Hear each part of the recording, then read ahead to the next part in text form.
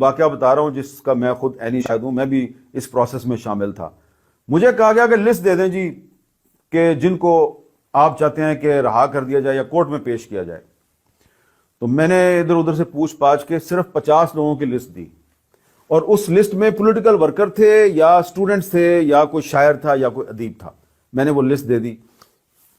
یہ جو پچھلی حکومت کے وزیر داخلہ تھے رانا ثناء اللہ صاحب، وزیر قانون تھے عطاء اللہ تارڑ صاحب، اور کچھ دیگر حکام، ان کو لسٹ دے دی. لسٹ دے دی تو انہوں نے جناب اس لسٹ میں سے لوگوں کو نکال کے مارنا شروع کر دیا. تو اب آپ پہ اعتبار کون کرے؟ ٹھیک ہے. تو اس لیے پھر یہ جو عورتیں اور بچے ہیں یہ کدھر جائیں؟ یا تو یہ جو علیحدگی پسند ہے ان کے ساتھ شامل ہو جائیں، لیکن یہ آتے ہیں اسلام آباد کی طرف، ادھر آ کے یہ آپ سے بات کرنے کی کوشش کرتے ہیں، آپ ان کو دھتکار دیتے ہیں. تو بات صرف اتنی ہے کہ بلوچستان کا جو مسئلہ ہے نا وہ جنرل ڈائر ہے.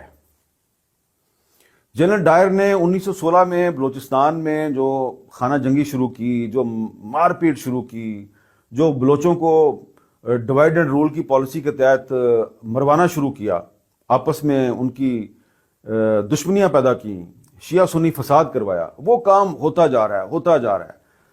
خان افقلات نے کوشش کی پاکستان کے ساتھ چلے، اکبر بگٹی صاحب نے، خیر بخش مری صاحب نے، سب نے کوشش کی پاکستان کے ساتھ چلیں. لیکن مسئلہ یہ ہے کہ پاکستان میں جینوئن ڈیموکریسی نہیں آتی.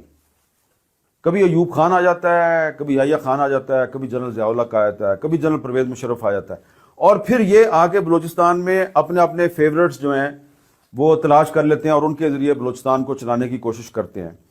تو اگر اس طرح سے اگر آپ اپنے ہینڈ پکڈ لوگ جو ہیں ان کے ذریعے بلوچستان کو چلانے کی کوشش کریں گے تو بلوچستان تو نہیں چلے گا.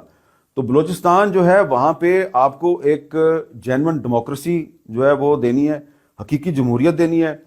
انفارچونیٹلی بدقسمتی سے بلوچستان میں الیکشن نہیں ہوتا، فراڈ ہوتا ہے. ابھی بھی الیکشن نہیں ہوگا، ایک فراڈ ہوگا، اور اس میں کوشش کی جائے گی کہ اس فراڈ میں بھی جو لوگ کہتے ہیں کہ بلوچستان میں لاپتہ افراد کا مسئلہ حل کرو اور ایکسٹرا جوڈیشل کلنگز بند کرو، کوشش کی جائے گی وہ لوگ جو ہیں وہ اسمبلیوں میں نہ پہنچیں.